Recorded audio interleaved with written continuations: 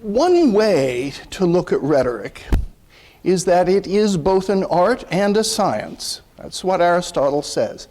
That is to say, you can't have an exact formula for every situation that you use it in part because every situation differs. But you can have a general method, a general theory. So we have things like logos, ethos, and pathos. We have things like parts of a discourse. We have things that we're going to come into later in the term called topics, like probable future fact. And that is an element that we see in Clay's address, because he says, well, you know, what would happen if you had abolition? And what does he say would happen? Chaos. Well, worse than chaos. He said you'd have a race war. You'd have violence. You'd have blood in the streets. So that's probable future fact. The whole question is, would you believe him or not? Would you trust him? Who can say? It's a matter of probability. It's a matter of, to use another word, appearances. You're all familiar with that word. Well, appearances are this. Or what's sometimes now the word that the news media uses for appearances? Optics. What are the optics of this situation? And that simply means, what does it look like to people? How is the general public, in a matter of a public question, going to come to a decision in which it is not absolutely fully informed? In which, indeed, maybe no one is fully informed because they cannot always predict what will happen if certain actions are taken. Let me give a quick concrete example of this. When you were young, the United States invaded Iraq in 2003. Why did the United States do that? What was the stated, or one of the stated reasons for doing this? To fight Osama bin Laden was one of the reasons that most Americans thought was a big reason. Well, did they find Osama bin Laden? No, they didn't find him, and it wasn't even clear he was in Iraq. It seems that he ended up not being in Iraq. It was assumed that Saddam Hussein had weapons of mass destruction. Yes, it was assumed he had weapons of mass destruction, which meant what kinds of weapons? Nuclear weapons. Well, there was a thought that maybe he was developing them. There was no actual evidence that he possessed nuclear weapons, but there were rumors that he had tried to buy a certain kind of uranium in Africa. There was a rumor about that. Had he had a nuclear program before in his country? Yes, he had. He did have nuclear reactors before. What other weapons of mass destruction were listed? Chemical weapons, chemical and biological weapons. And the United States went before the United Nations to present evidence about the existence of these weapons of mass destruction. And the person who presented that evidence was Colin Powell. Now, the United States invaded Iraq. There's something else to this. It's a complicated story. Had Saddam Hussein used chemical weapons ever? Yes, he had. He had used them in a war against Iran, and he had used them against his own population. So at one time he had them, and he used them quite brutally and quite ruthlessly. Well, the United States invaded Iraq. Did they find a nuclear stockpile? No. Did they find the kind of enriched uranium you can use immediately to build a bomb? No. Did they find a lot of chemical and biological weapons? They didn't find a lot, no. Saddam Hussein had been in a situation where he knew he was pretty much so cornered in terms of inspectors and investigations. And what happened in the end to Saddam Hussein? Yes, he was executed. He was found in hiding, he was captured, he was tried, and he was executed. Now, it's interesting that Colin Powell, whom Harvard gave an honorary degree to before and was Secretary of State and a general and great advisor to several presidents, later said that his presentation of evidence at the United Nations regarding the pretext for invading Iraq was, and I think I've got the wording right, the worst blot on my career. A surprising statement. Why? Because the evidence turned out not to have been fact. What was it? It was appearance. It was an appearance. Have you ever thought that something was true and then you discovered that it wasn't? Have you ever been quite convinced that something was true and then discovered it wasn't? Does anyone want to offer an example? I know this is, I'll offer one example. I think of one, but we were talking about evolution the other day. It turns out that Mr. Rummel was partly right. You were absolutely convinced you were right, but you were partly right. Now, let me put it this way. For those of you who weren't here, I said that about 35% of Americans did not believe in evolution. And he said, no, it's much higher. It's about 70% did not believe in evolution. Well, it turns out the story is more complicated than either he or I thought. So here's the rough result of that. About 35% of Americans do not believe in evolution, period. That's correct. But then about another 30% believe that evolution does occur, but it does not occur only by natural causes. It occurs in part by the direction of a higher intelligence or a supreme being. In other words, evolution is accepted as a process, but it is not regarded as a purely natural process. And it is therefore true that only about 35% of Americans believe, so they say in surveys, that evolution is a purely natural process without any kind of intervention from a transcendent or higher intelligential realm. So neither one of us had it quite right. And I thought I'd read on this and studied this and talked about it, but no, I hadn't dug deeply enough. Now, did anyone think of something that they once believed in and then they discovered wasn't true? Good, some honesty here, soul-bearing. Santa Claus. Oh, okay. Well, lots of children do believe in Santa Claus. Yes, that's true. Can we have another example? Perhaps one that is a little deeper. Though that's a good one. We all mature. Our judgment changes. Yeah, no one else? Something you believed in, something you convinced was true, and then turned out it wasn't? No? Think. We'll come back to this. We'll come back. Oh, there's a brave soul up there. I used to look up to Tiger Woods a lot, and I thought he was like a really great guy. And then I was kind of proven wrong. We do sometimes see that our heroes or heroines end up having feet of clay, meaning we discover things about them that shock us. We believe that so-and-so was a person of integrity, and then we discover that they were, well, to put it bluntly, a cheat. That happens. And that's shocking, it's disillusioning, but it's true. What were we fooled by?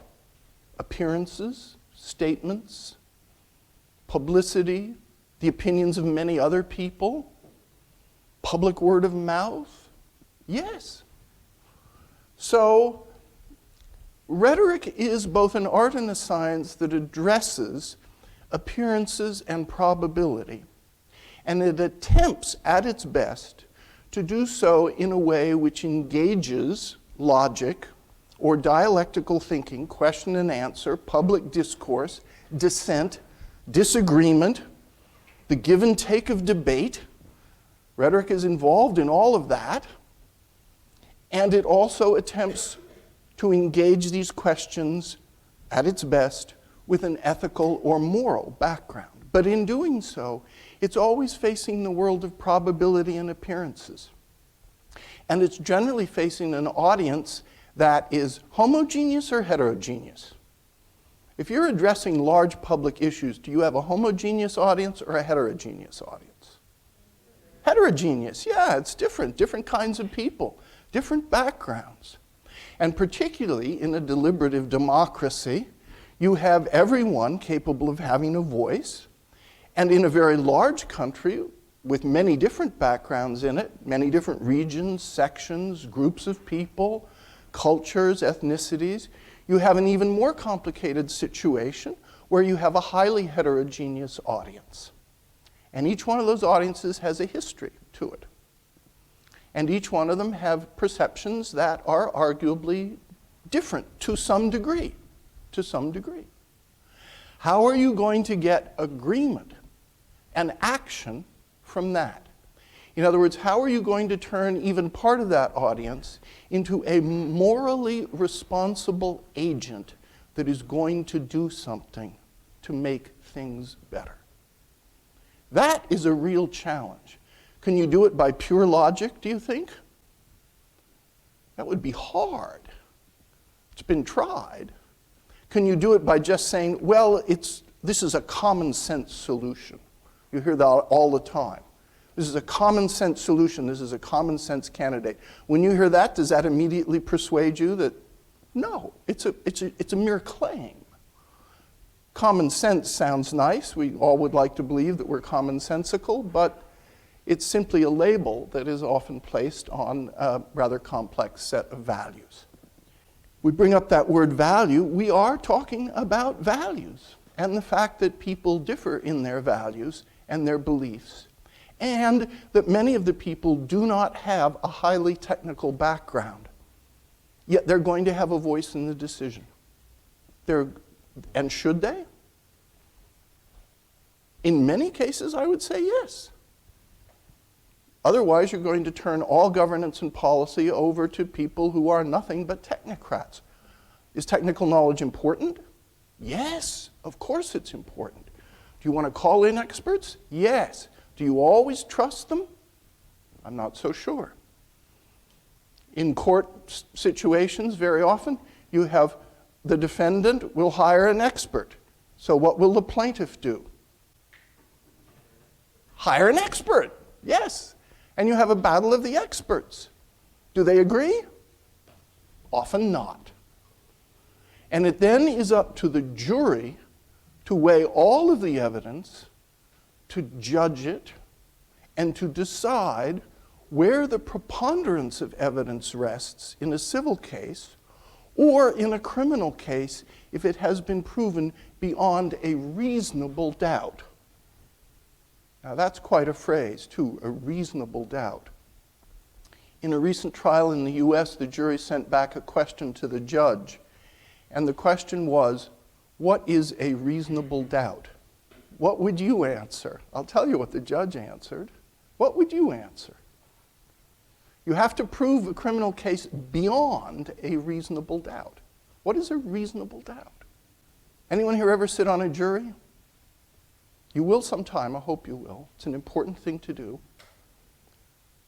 Well, here's the judge's answer. I found it both interesting and not particularly helpful. He said, a reasonable doubt is a doubt that can be reasoned. I know. But this is a standard of law, a very important standard of law.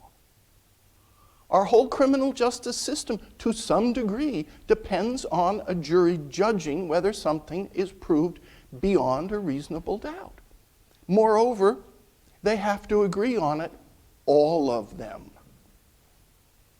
And if they don't agree on it, then you get a mistrial or a hung jury.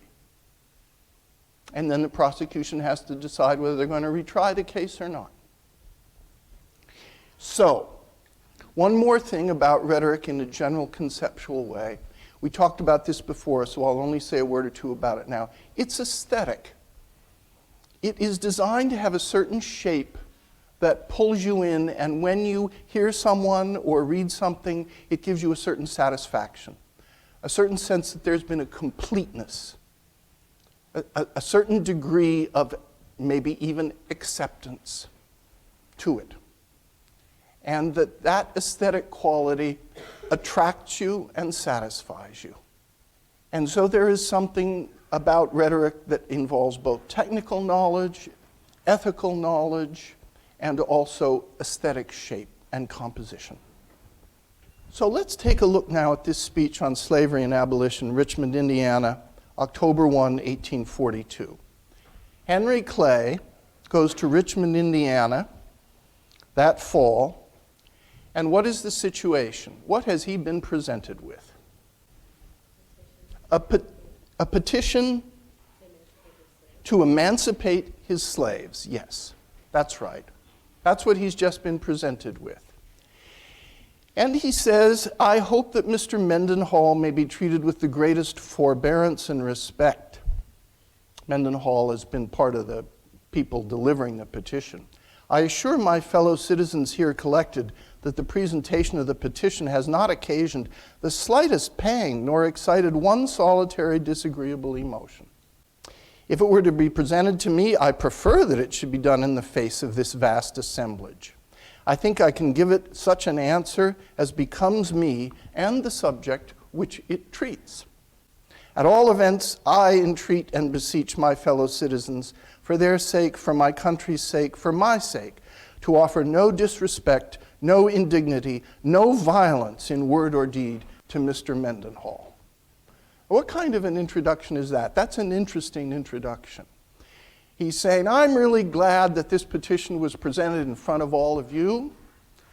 For everyone's sake, that's the right thing. And I don't want you to show any disrespect to the person who presented the petition to me. Now, what do you think of that introduction? Is it polite? Yes, it's very polite. Is it seemingly considerate? Yes, it's very considerate. Is he open, apparently, to the audience? Yes. Is he apparently open to the petition? Seems so. He says he wants it presented to him in front of everyone, and he wants Mr. Mendenhall to be treated very civilly. Not a problem. Might there be some people in the audience who did not agree with the petition? Yes, there very well might be. There very well might be supporters of Henry Clay, members of his political party, and there might be individuals in the audience who might not support abolition. So, he is going to say to all of them, let's have it out in the open. I'm happy for it, and I don't want you to do any harm to Mr. Mendenhall. I hesitate to call it sly, but it's very effective in terms of an introduction. It is certainly mollifying, and it is polite. Then he begins what? What's the next paragraph begin in terms of part of an address? Can we say roughly that it corresponds to a kind of narration? A little bit of a context? I think so. He says, I will now, sir, make to you and to this petition such a response as becomes me. So he's now going to begin to respond to it. Allow me to say that I think you have not conformed to the independent character of an American citizen in presenting a petition to me. So the petition is presented, but Henry Clay is at this time, in the fall of 1842, no longer a senator. He'd been a senator up to that spring from Kentucky. So now he holds no political office. Is he a famous figure? Yes, he's a very famous figure. The great compromiser, the Western star, the representative of the West. Abraham Lincoln admired him for a long time. Clay was a major political figure. He ran for the presidency, I believe, 3 times. Massachusetts voted for him for president a couple of times. Quite amazing. Clay has this remarkable career. Born in 1777, Clay was one of the major political figures of the pre-Civil War era.